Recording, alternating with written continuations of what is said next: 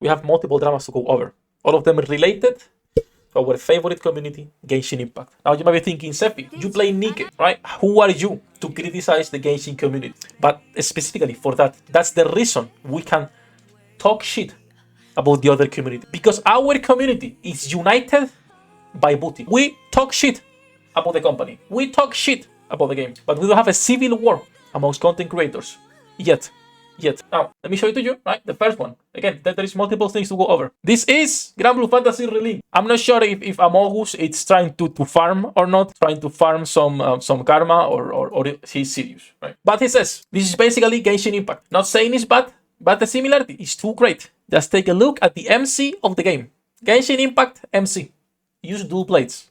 Use green wind power as a starting element. Lumine has a bobcat hairstyle and flying toddler companion best. Now let's take a look at Grand Blue Fantasy Relink MC. Plain bronze sword, green wind power elements, yet has a bobcat style and flying baby dragon companion best. Friendo. Right? The first question or answer is probably the best one, just to summarize everything in here. But this is the issue overall with Genshin all the time. You get a community that's targeted toward a younger audience, because that's the target for MiHoYo, a younger audience. And you get creators that behave like they are still 14 years old. And this is the result.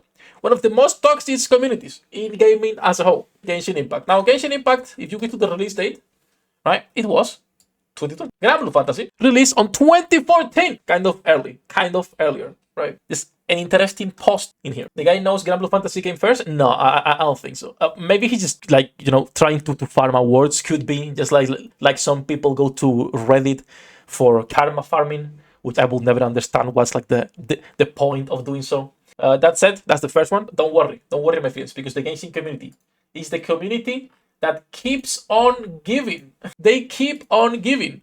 Some of you might know Braxophone. He's a Genshin creator or a MiHoYo creator in general, and he uploaded the video of Wuthering Waves. Now, what was the reaction of his audience? Right? Of his audience. This looks a bit too much like Genshin. And the best one, it can be a coincidence that they released a trailer about making and drinking tea, all because of Genshin. New location are also about tea. Now, for those of you who don't know, Genshin Impact invented the Chinese aesthetic. They were the first company ever to release a Chinese game that focused on their culture. Now, for those who are a little bit outside of MiHoYo, for those of you who are older or have, more than 2 IQ, the Chinese are like the American, right? You Americans love explosions, guns, and putting clowns as presidents. Right? Be with me. The Chinese also love their culture, and you can see it reflected on their games. It's the same thing. So, when we talk about Chinese games, all of them, and the ones that are coming this year, have the same aesthetic. Chinese, pretty simple stuff, right? Wuthering Waves, Genshin Impact, Project Mugen, even though it's like a modern one too as well, right? The one that came out earlier this month, Ash Echoes, this one coming later this year, like every single game has that aesthetic. They both love Winnie the Pooh. Yeah, exactly. That's the only thing Americans and Chinese have in common. They both love Winnie the Pooh.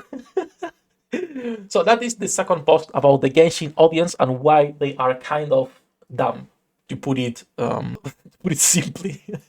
So the Chinese aesthetic is not something that's only for Genshin. But once again, this is the issue when your audience only gacha experience. It's literally MiHoYo. I can't believe Genshin invented China. Like, the issue is most people who play MiHoYo games only know gachas for MiHoYo. They haven't played anything else. And that's why also you will see a lot of creators that their first experience was Genshin, complimenting so much Honkai Star Rail as a generous game. The reality is Honkai is more generous than Genshin. Not super hard to achieve, but it's not a generous game compared to most other gachas. The production quality is also a lot higher, so we could excuse it with that. But it's fine. Now let's go into the last part of why the MiHoYo community should just leave the fucking internet for a little bit, go touch grass. Coming from someone who doesn't leave his house 24/7, right? Important. Hello guys, please be careful if you trigger side quests in Penacony with 2 NPCs named Kokona or Tisokik or whatever the fuck you mentioned that name, right? One of the quests includes suicide attempts, while the other includes mentions of mass murder. It's a fucking game. What you mean important? Be careful if you trigger this quest. What are you trigger? Like, once again, we can see why it's important that you target properly your audience. MiHoYo knows their audience is younger, so they cannot really go into this topic without getting into drama. Where can I find them? Snowflake. So, I just wanted to show these 3 posts that were pretty fucking funny. Kokona is not an attempt. She actually does it if you refuse to help her. Sheesh. Most of you, if you're a little bit older, will remember the Nords on Skyrim. If you played Morrowind, there's also more factions that are quite racist and just kill everyone. But, this is nothing new in gaming. But the MiHoYo community doesn't know how to handle this stuff because it's a younger audience, sadly. So yeah, I just wanted to showcase these 3 instances of the Genshin community being kind of stupid. Once again, to put it, not too aggressive.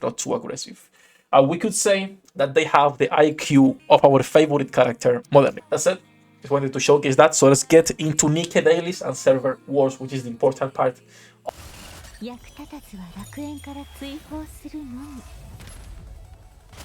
ブランとノワールのショータイムです。天地万物を切るとはこういうことだ。